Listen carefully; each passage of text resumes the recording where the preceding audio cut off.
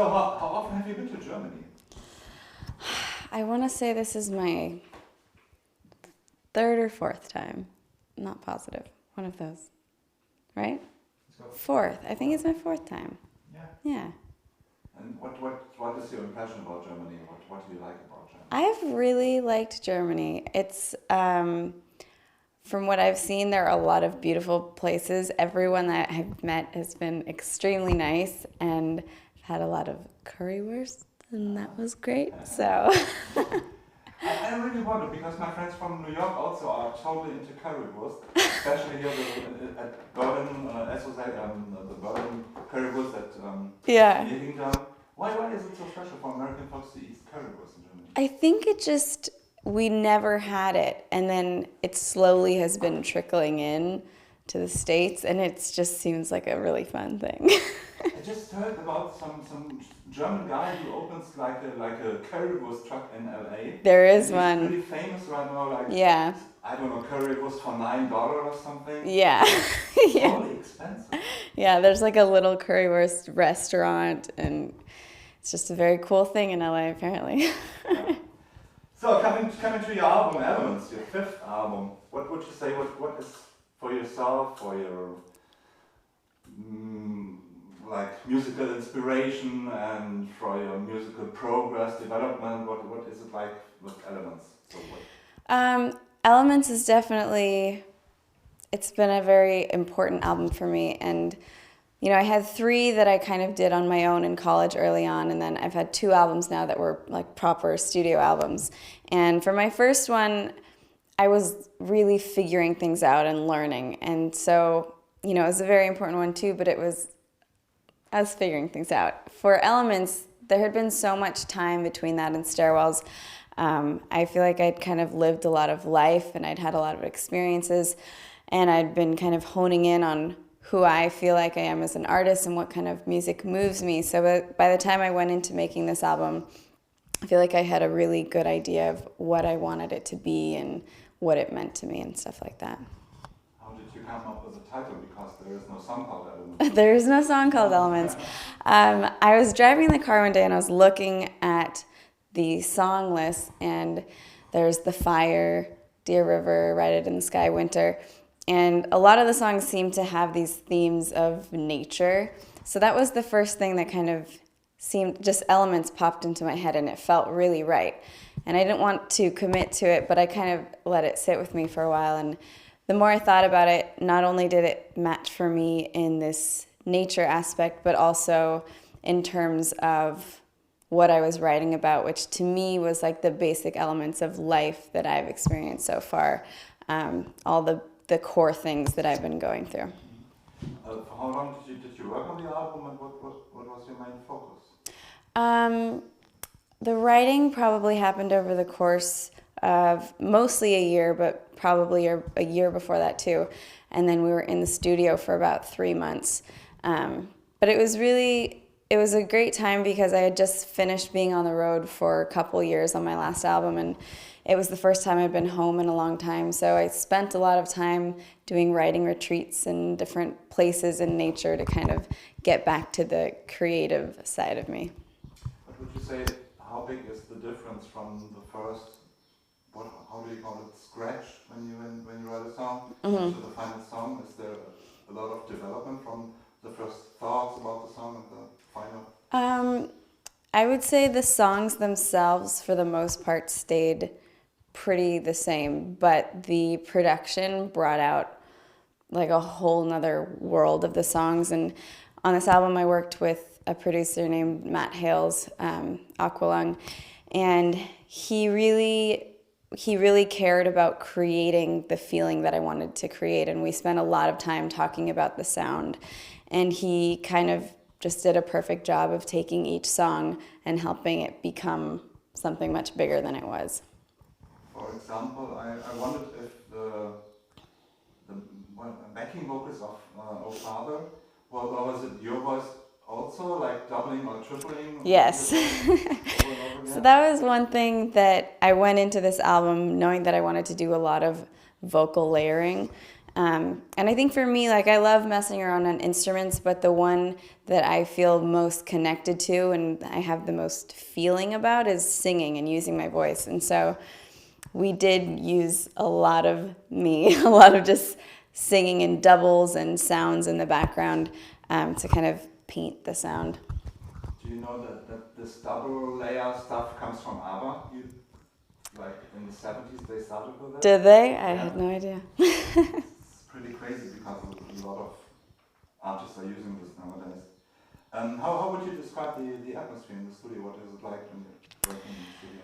It was a really great atmosphere. It was in this little garage studio. So it was converted from a garage, really small, really beautiful, and it was kind of set up in the mountains in LA. So it was very quiet and very peaceful there.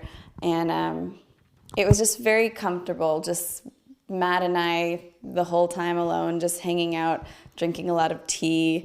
And it was very relaxed and really fun. Probably healthy food also. We ate a lot of healthy food. Totally up into healthy food. Yeah, there's a good deal of health, but a good deal of cookies too. So. What is the songwriting process for you like? I mean, do you have like your iPad with you all the time, or do you use a scratchbook? Or? For me, I guess the first thing I need to do is just kind of create a space to allow the music to happen, because I feel like whenever I try to force a song, it will just never happen. I'll just never write a song again. So I just have to sit with my guitar and just see what happens. And I usually have just like a notebook around, or maybe I have my computer to type up the lyrics. But I'll usually just start strumming, and then a little piece comes to me, and then before I know it, it's kind of like I find a song, and it just, the whole thing comes out, the melody and the lyrics and the guitar kind of all come at the same time. It's very strange. So would you say that the people who are listening to your lyrics get to know you better? Yeah, I would say on this album especially, it got very personal for me, and I kind of touched on subjects that in the past I would have been afraid to talk about, because it does make you very vulnerable. But yeah, this album is definitely very personal. And can you make an example? An example?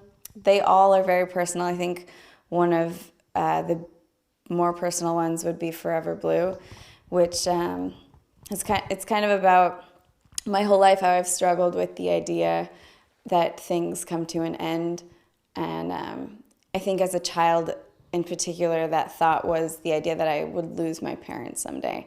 And I couldn't deal with that at all. And it's always been something that I was afraid of. And then in the last couple years, my grandfather's health declined, and we ended up losing him 1 year ago. And it was the first time I'd really lost someone close to me, and it was very difficult for the whole family. But the thing that hit me the hardest was realizing that this biggest fear of mine, losing my parent, was what my dad was feeling. That it's, this is my grandfather, but this is his dad that he had grown up with. And I think seeing it from that perspective really made it hit even harder. So that song is kind of just me trying to come to terms with that idea, I guess. I want to step back a little in time. When did it all begin with the music? Was it like at the age of 4, 5, 6 that you played? Yeah, I guess it started around those ages. I just always was singing, and I was always making up songs. Of course, at the time, they were like about my stuffed animals and not very good, but I always loved singing, and I just was always drawn to that. And then in elementary school, I started playing violin, messing around on piano, but the singing was always really important to me, and I always had this secret feeling like I want to sing someday, but I felt like you weren't allowed to want that. And it was about halfway through high school where it really hit me one day. I was at a choir concert watching them, and for some reason I just got really sad and started crying afterwards, and I was trying to figure out what was wrong. And I think it just hit me that is what I wanted to be doing. I needed to be singing. And that's when it kind of shifted, and I started teaching myself guitar. And about a month after that, I wrote my first song, and then it just became like the thing that kept me sane. And I was always really shy and not very good at communicating. So music was finally this outlet where I could finally say all the things that I was afraid to say. There was a special magic around. Because when I talk to guys who are in a band, they always say, well, we want to impress the lady. So that's funny. Do you want to impress the guys then? Or Yeah, for me, I was really shy. So I played guitar for several years without really sharing it with anyone. I would just sit in my bedroom and just like play to myself. And it wasn't until right after I graduated high school that I played my first show. And a lot of people from my high school came, and it was horrifying and really scary. But even though it was like very awkward and probably not that great, there was this little part of me that was like, I need to keep doing this. But it was always more about just connecting with people more than trying to impress them. Yeah. What is it like nowadays? Do you have a stage frightness? Sometimes. When I'm on the road, I get used to it, but whenever I haven't played for a while and I have that first show, I get a little scared. What was the biggest show so far for you? Audience-wise? Audience-wise. I just recently played a show at a college in California that was maybe 2,000 or 3,000. That was pretty fun. But for my own show on tour, maybe like 1,200 or something like that. And we already talked about Ellen.